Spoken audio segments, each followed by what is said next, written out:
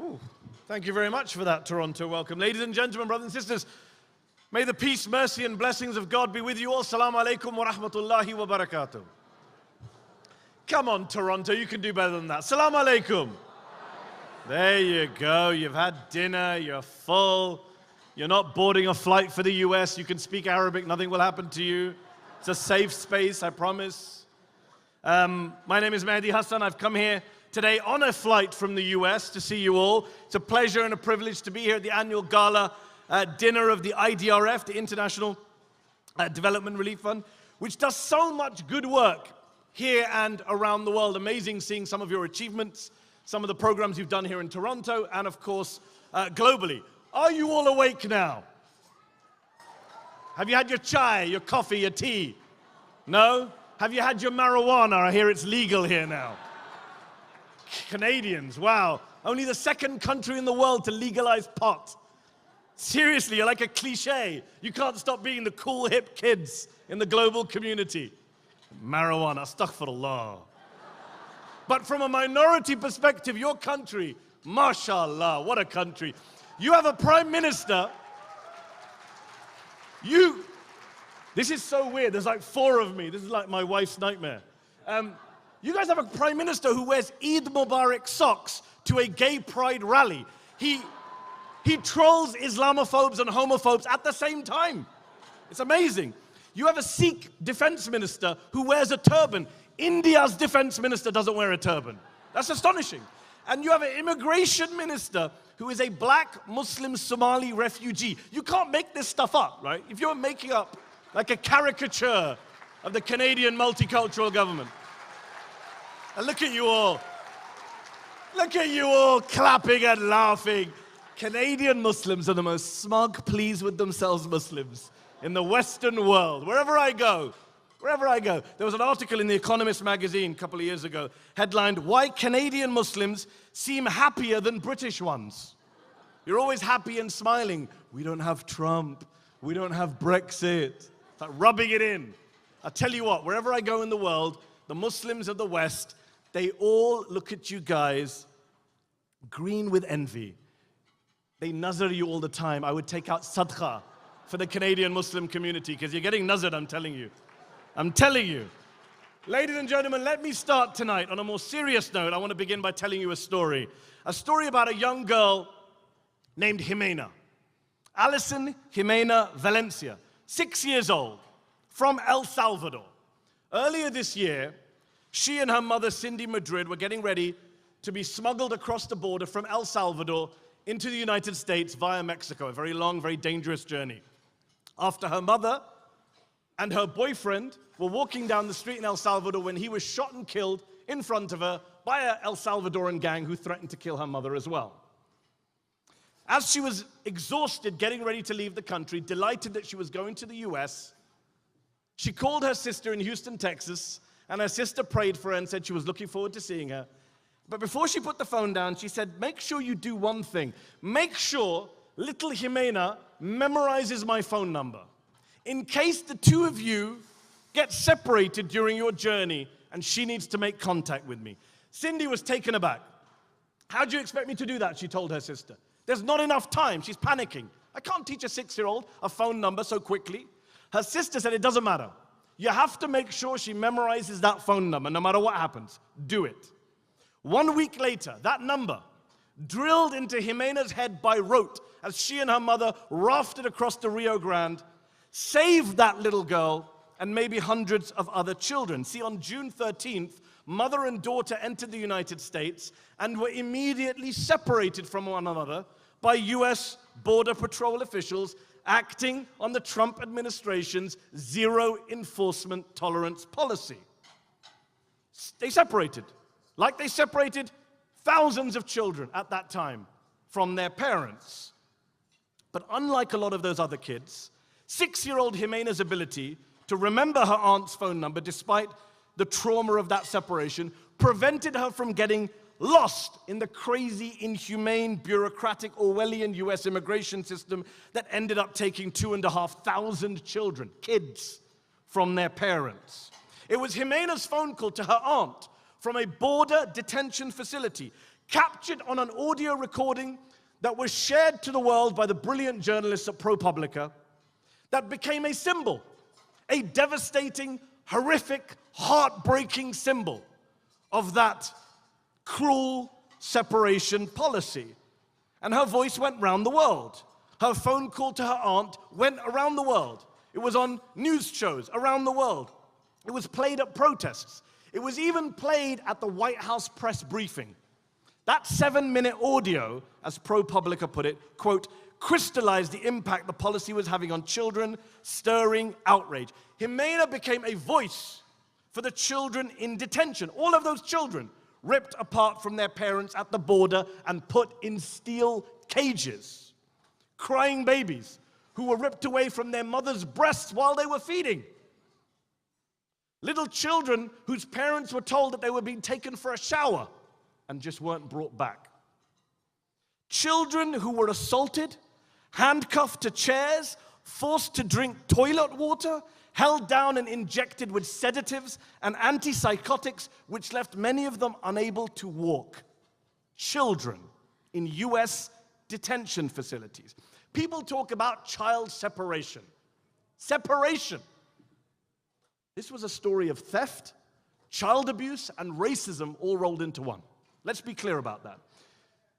Trump eventually retreated from his child separation policy after spending weeks claiming there's nothing he could do, his hands were tied, it's all the fault of Congress, he's just copying Obama. Eventually he signed, under media pressure, public pressure, an executive order ending family separations. But many children stayed in detention even afterwards because their parents had already been deported. Their treatment was horrific. But memorizing her aunt's phone number gave Jimena a voice and outlet to the world to show us how horrific that experience was. Unlike a lot of the other kids in detention who were too young, too small to memorize a phone number or even know the name of their aunt or even speak. In that audio, if you've heard it, you'll know. You hear at least 10 children from Central America between the ages of 4 and 10 wailing, shrieking, crying inconsolably, some of them unable to breathe, just screaming, "Mommy, Papa," screaming again and again. According to ProPublica, Jimena's aunt has said that the consulate official who helped her make that call was struck by the child's ability to stay composed under pressure. Of all the children here, she's the only one who provided information, the official told her aunt. Most children aren't even able to give their names.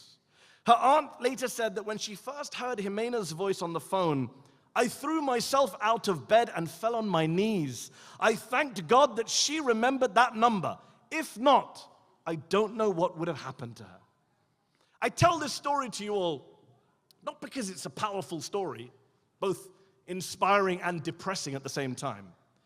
A story that came out thanks to the hard work of the brilliant journalists at ProPublica, but because she gave a voice to all of those children in that moment, in that phone call. Migrant kids, refugee kids. And I want to ask you all today, what are you willing to do? What are we willing to do? What are we willing to sacrifice, to give up, in order to be voices for all kids in detention, for all kids at the border, not just the US border, but at every border, at the Turkish border, the Hungarian border, the British border, the Canadian border. What are we willing to do tonight at events like this? And let me say this, Canada has been more open to refugees, with a government more positive about refugees than most other Western countries, than most other Western governments. But it's not all rosy on the refugee front here in Canada either. A poll last year found that 53% of people in Canada said the government was being too generous to asylum seekers. 57% disapproved of the government's handling of the issue. 70% said they wanted more monitoring at the border. And look, unlike the Trump administration, the Canadian government has a stated policy to do whatever possible to avoid the detention of children, of migrant children. And yet last year here in Canada, 151 minors were detained with their parents in Canadian immigration holding centers. 11 kids were detained without an adult, without a parent present. So yes, Canada has an immigration policy far more welcoming, far more liberal than most other Western countries, but it is far from perfect. And Canada has a record of integration and multiculturalism far superior to most other Western countries. And yet, it also has indigenous communities, First Nations, who have been subjected to racism and discrimination, in many cases treated like second-class citizens.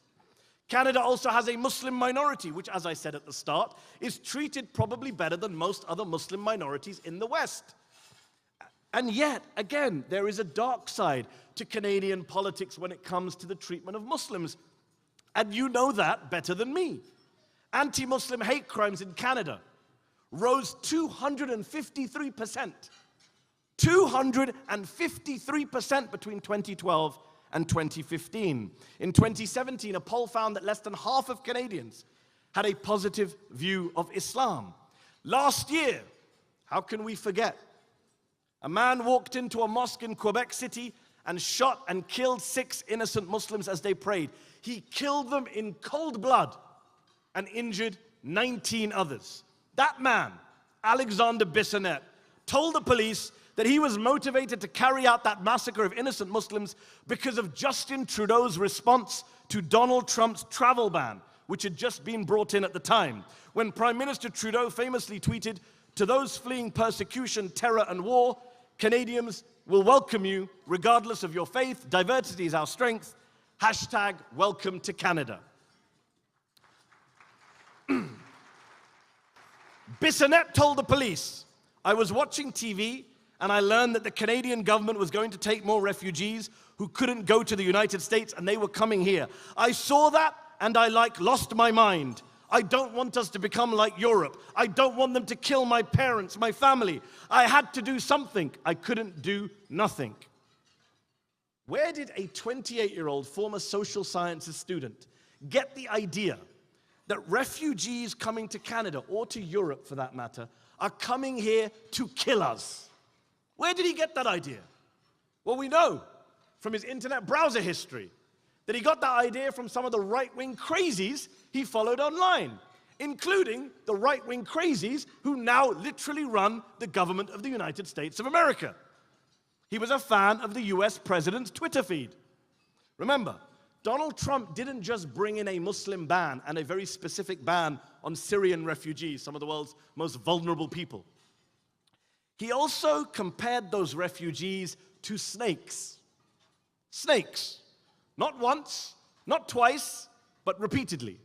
His housing secretary, Ben Carson, compared refugees to rabid dogs.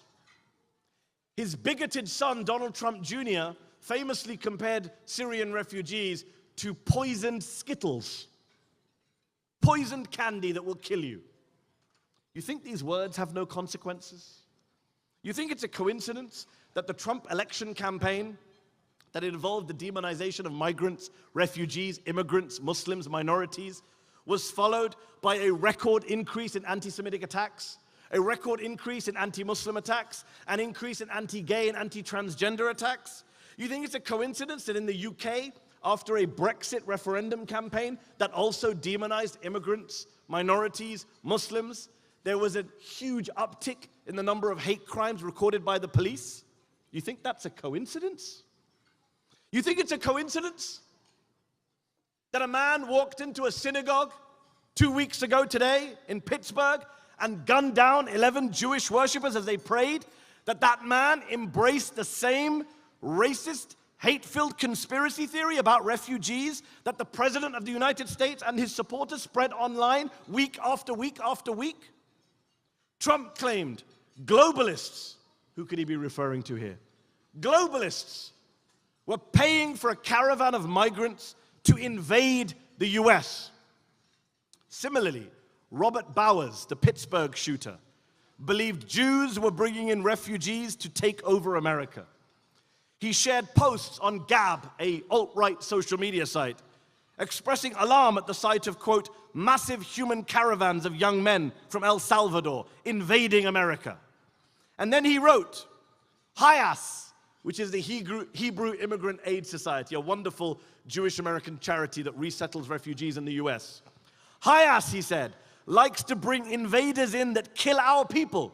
I can't sit by and watch my people get slaughtered. Screw your optics, I'm going in. And he went in and he slaughtered those innocent people because he saw them as protectors, as helpers of evil refugees. So, ladies and gentlemen, we have to stand up against anti-Semitism. We have to stand up against Islamophobia. We have to stand up for refugees, perhaps the most demonized, defamed group of people on planet Earth right now. As I say, the polls aren't great even here in Canada. 58% of Canadians say this country is too generous to asylum seekers. 65% say the number of people crossing the border illegally is, quote, too many people for Canada to handle. In the US, where I live, polls show that 3 in 10 Democrats and 8 in 10 Republicans say they're willing to support more limits being put on refugees to prevent the security risks that refugees bring. Security risks. What security risks? From refugees? Even before President Trump brought in his extreme vetting. The average Syrian refugee, it took 18 months to 24 months to get into the US, to get through a long line of screenings. They can't just waltz into the US. Here in Canada, refugees have to go through a front-end security screening process. The Canadian Security Intelligence Service, CSIS, checks all refugee claimants on arrival in Canada. Now, some of you might say, well, hold on. What about Edmonton last year? Somali refugee allegedly carries out a terrorist attack. Yeah, horrific. But one guy, one clearly mentally ill guy. You know what happens when a white guy kills 10, 20 people? He's not a terrorist. What's he called? What's he called? Mentally ill, lone wolf, disturbed. I often think how lucky we are to be Muslims, mashallah. We don't get mentally ill. We're immune to mental illness, mashallah. What a quality we have. You have one guy in Edmonton, and suddenly all refugees are suspect.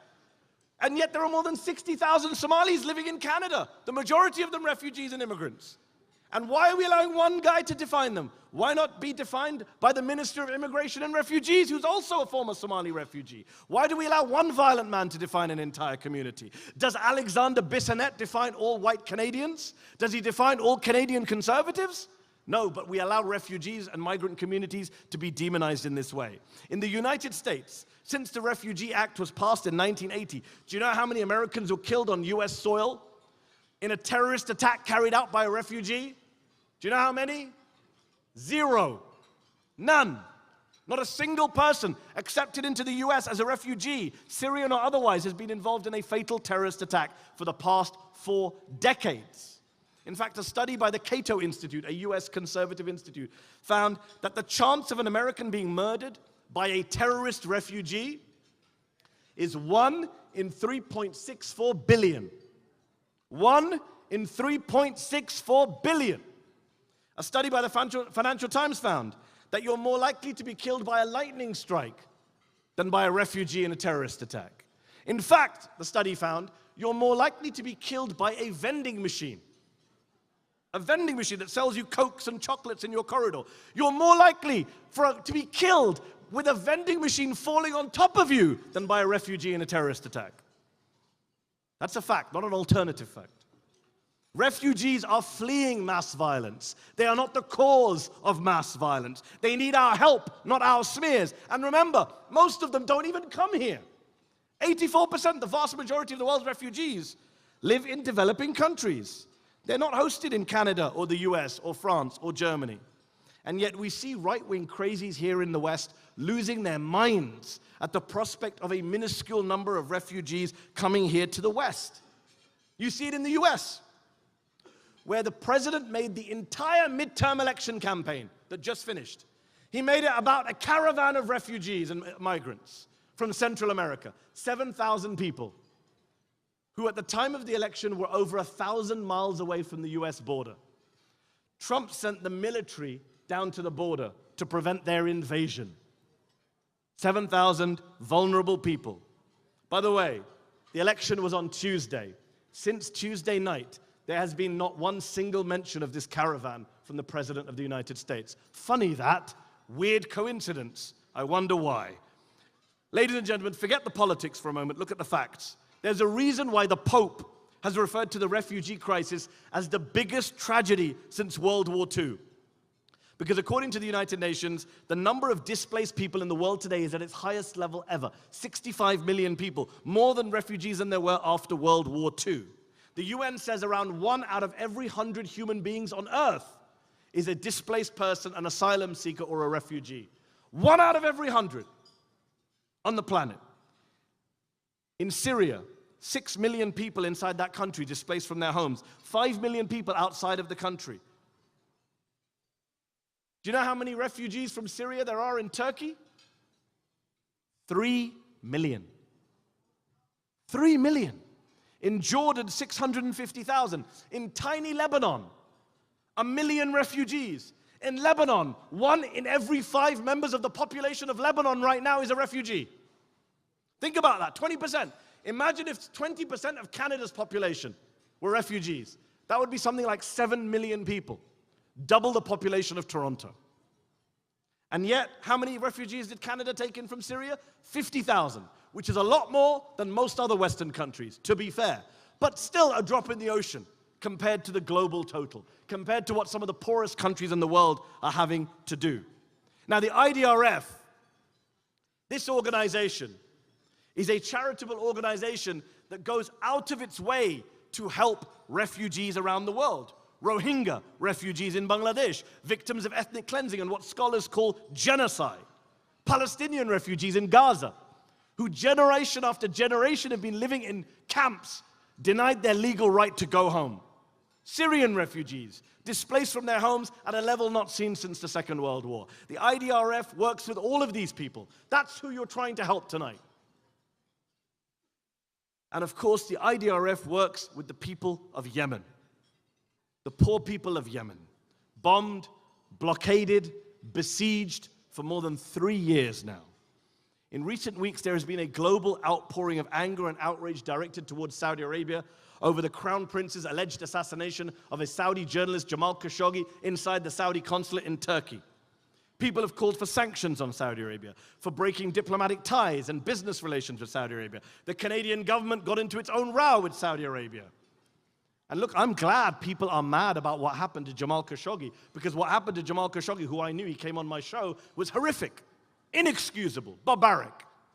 But I do wonder at the same time, where was the world when that same Saudi government was leading a coalition that is starving the people of Yemen for more than 3 years, killing tens of thousands of people for all these years? As Stalin famously said, 1 death is a tragedy, 1 million is a statistic. So let's talk about 1 death. A couple of weeks ago, my friend Declan Walsh of the New York Times and photographer Tyler Hicks went to Yemen, and they documented the horrific cost of that civil war and the aerial bombardment of that country by the Saudi-led coalition. And their news report rightly, finally went viral. The images of starving, malnourished, emaciated children, not the results of a natural disaster, but of a man-made disaster, went viral across the world and affected millions of people who saw it. It provoked outrage, rightly so. One story stood out from the rest, that of a 7-year-old girl called Amal Hussein, just a year older than my own younger daughter. Declan and Tyler found Amal in a hospital bed in Aslam, 90 miles northwest of the capital, Sana'a. She was lying on a bed with her mother. The nurses were feeding her milk every 2 hours, but she was vomiting regularly and suffering from diarrhea. The doctor in charge sat by her bed and kept her company, stroking her hair. The New York Times reports that she tugged on the flaccid skin of Amal's stick-like arms. "Look," she said, "no meat, only bones." That picture of Amal was shared thousands of times online. And New York Times readers wrote into the newspaper asking what happened to her, how could they help her and her family, what money could they give. They wanted updates to see if Amal was getting better. And yet only a few days later, Declan Walsh was reporting that Amal had died in a ragged refugee camp 4 miles away from that hospital.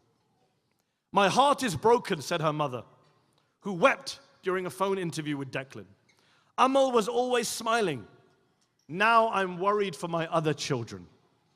Amal, after all, was just one of 1.8 million severely malnourished children in Yemen. This is a country where the number of people living on emergency rations, emergency food support, is around 8 million, but could easily rise to 14 million. Yemen is on the verge of a man-made famine, says the UN. More than 1 million cholera cases. Is it any wonder then that a UN humanitarian official said earlier this year that the situation in Yemen today looks like the apocalypse? Looks like the apocalypse. Think about that when you're writing checks or donating money tonight to the IDRF. Think about that apocalypse. Think about the poorest country in the Middle East being bombed and starved by some of the richest countries in the Middle East. Think about little Amal, whose name in Arabic means hope. Let's ask ourselves whether her tragedy can give hope to some of the other children in Yemen who are looking to people like us in this room to give them hope, to give them support, to do what we can to help them. And you know, personally, I'll be honest, I do a lot of these events, I travel around, and I speak at a lot of charities. It always bothers me. I find it tragic, I find it shameful, I find it sad that charities like this one should have to come up here and ask for your money, repeatedly ask for your money, find gimmicks and ways of getting money from our communities to help the most needy people in the world. Shouldn't charities who work with the poor and the homeless and the needy and the people of Yemen and the Rohingya and the Syrians, shouldn't their coffers be filled automatically? Shouldn't our pockets be emptying automatically for charities like this one? Isn't that the obligation that's upon us? To help refugees and help charities that help refugees? And not even just from a moral or humanitarian viewpoint, from a practical point of view, from a pragmatic point of view, from a self-interested point of view, from a political point of view, from an economic point of view. Think about the hugely important contribution of refugees throughout human history. The remarkable contribution of refugees to our societies. Some of the greatest innovators, some of the greatest scientists, some of the greatest inventors in human history were refugees. Think about Albert Einstein, who moved to the US from Nazi Germany as a refugee in the 1930s. Sergey Brin, who moved to the US as a child in 1979 when his Russian parents, were experiencing anti-Semitism in the Soviet Union. He grows up in America to found Google. Andrew Grove, who also leaves Soviet-controlled Hungary in the 1950s as a child, grows up to found Intel. Here in Canada, there have been so many refugee success stories too. The novelist Kim Thuy, two of your former governors general, Michelle Jean and Adrienne Clarkson, your current Minister of Women, Mariam Monsef, your current Minister for Refugees, Ahmed Hussein, all of them refugees. Remember also, those of us who are Muslim, Christian, Jewish, some of our greatest prophets in the Bible, in the Quran, refugees. Noah, Abraham, Moses, Jesus, Muhammad. All refugees at some point during their lives. In fact, the entire Islamic calendar is based around the Holy Prophet's emigration, his hijrah from Mecca to Medina, where he took asylum, where he took refuge. Indeed, the story of early Islam is the story of the triumph of faith and brotherhood and solidarity in the face of persecution and dispossession. When the Muslims of Mecca, who were known as the Muhajirun, the emigrants, were being tortured for their faith, they go to the people of Medina who become known as the Ansar, the helpers, the supporters, who give them refuge in their city, who treat them better than they treated their own children, their own families, when they hosted them in their homes. God says in the Quran, in Surah number 8, verse number 72, those who believed and emigrated and struggled for God's cause with their possessions and their persons, and those who gave refuge and help are all allies of one another. The Quran praises the refugee and the one who hosts the refugee. Ladies and gentlemen, if you want to be God-fearing people, stand with refugees, support refugees, give your money to organizations like this one, which are doing the heavy lifting on your behalf when it comes to supporting the victims of war and conflict and poverty and persecution. People sometimes say, well, what can I do to stop the war in Syria? I wish there was something I can do. And it's true, as individuals, we are very powerless to stop a faraway conflict. But you know what we can do? Here at home, you can campaign for your country to let in more refugees. from those war zones. And you can do as much as you can in your local communities to give aid and shelter and financial support to the newly arrived asylum seekers who often arrive disoriented, confused, out of place. You can do that as individuals, not just as communities, as individuals. You have to do what you can do to help people in need. Nothing is too small. Sometimes people say, what can I do on my own? I don't have the wealth of my neighbor. What can I do to solve the world's problems? As individuals, there's no effort that you can expend on behalf of the needy that doesn't count. I always tell the story from the Islamic scripture, from the time of Abraham. There's a story that Abraham was put in the fire by the tyrant of that time, set on fire. And there was a frog that went to the nearby river and started collecting water in its mouth and returning to the fire and spitting the water on the fire and going back to the river and getting the water, coming back and spitting on the fire. The other animals, they look at the frog, they say, "Frog, are you mad? Your tiny little mouth, you think you're going to put out the fire that's burning Abraham with that tiny amount of water?" And the frog replies, "Whether I can put the fire out or not is not the issue. My issue is that on the final day, I want to be able to tell my Lord that I did everything in my power to try and save Abraham." Right? That is what's incumbent upon us. Whether we win or lose, whether we succeed or fail, what are we doing? What effort are we expending? What are we trying to achieve? What are we trying to get done? And not just for refugees, but for immigrants across the board. These are trying times for immigrants across the board, especially Muslim immigrants. In the United States where I live, there's a Muslim ban. If you're from Syria, Yemen, Iran, Somalia, Libya, you cannot come into the United States. Okay, they threw in North Korea and Venezuela to try and make it not look like a Muslim ban, even though the president said himself on the campaign trail, "I'm calling for a total, complete shutdown of Muslims entering the United States until our country's representatives can figure out what the hell is going on." A lot of us are wondering what the hell is going on with him still, 2 years later. Think about that. Wanting to ban an entire group of people from your country purely based on your fear of, your animosity towards their religious faith. Nearly 2 billion people. What does Trump say? Islam hates us. Islam hates us. Which is not just offensive, but weird. Where is Mr. Islam? I always wonder. How do I, as a parent, explain such phrases to my 2 Muslim American daughters? How do I explain to them that the president of their country sees them as a threat, sees their religion as something alien, something to be hated? It's depressing. So look, I don't want to leave you depressed. So on that note, I started this speech by telling you all the story of little Jimena from El Salvador. And I want to end by telling you another story of another little girl, another refugee, born in Somalia. She spent 4 years in the Dadaab refugee camp in Kenya, the world's biggest, before arriving in the United States, aged just 12, unable to speak more than 2 or 3 words of English. Her father, to help her learn English, told her to watch cartoons with the subtitles with the captions on. That's how she picked up English. By 17, she was a citizen of the United States. Within a few years after that, she had graduated from university with a degree in political science. She became an organizer and watched as Donald Trump came to her state in Minnesota in 2015. And he said, and I quote, that Minnesota had suffered enough at the hands of Somali immigrants and Somali refugees like her own family. "Large numbers of Somali refugees are coming into your state without your knowledge," Trump said back then, "without your support or approval, and with some of them joining ISIS and spreading their extremist views all over the country and all over our world." He then went on to add Somalia, her country, to his Muslim ban list upon becoming president. On Tuesday night, though, ladies and gentlemen, that little girl, that refugee from Somalia, that community organizer from Minnesota, Ilhan Omar, was elected to the Congress of the United States of America with 78% of the vote in her district. Becoming the first Somali American, the first refugee from Africa, and the first Muslim woman in a headscarf to ever serve in the Congress of the United States in the era of Donald Trump. That is how you respond to bigotry. That is how you respond to nativism. That is how you respond to Islamophobia and racism and hate. "I am the president's biggest nightmare," she said to me when I interviewed her earlier this year on my podcast. And let's face it, she is.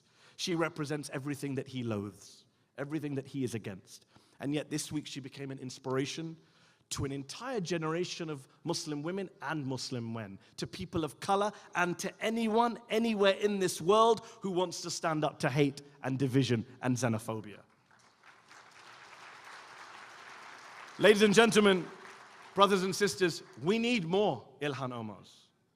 And I strongly believe, I'm convinced, that our communities, whether in the US or the UK or Canada, can produce more Ilhan Omars. We can show the bigots and the racists and the xenophobes and the folks who hate refugees and immigrants, we can show them that we are here. We're staying. We're not going anywhere. We're not going to crawl quietly into the night. We have no plans to sit on the sidelines and mind our own business or be passive observers. We are going to stand up for our rights. We are going to vote and lobby and get engaged and win elections and lead and organize and motivate and inspire. And no one's going to stop us. That is the message we're going to send.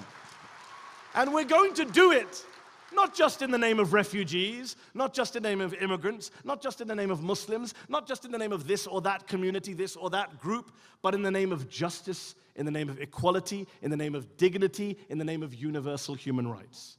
Ladies and gentlemen, the tagline for this event tonight is rather appropriately and powerfully, all people, all humanity.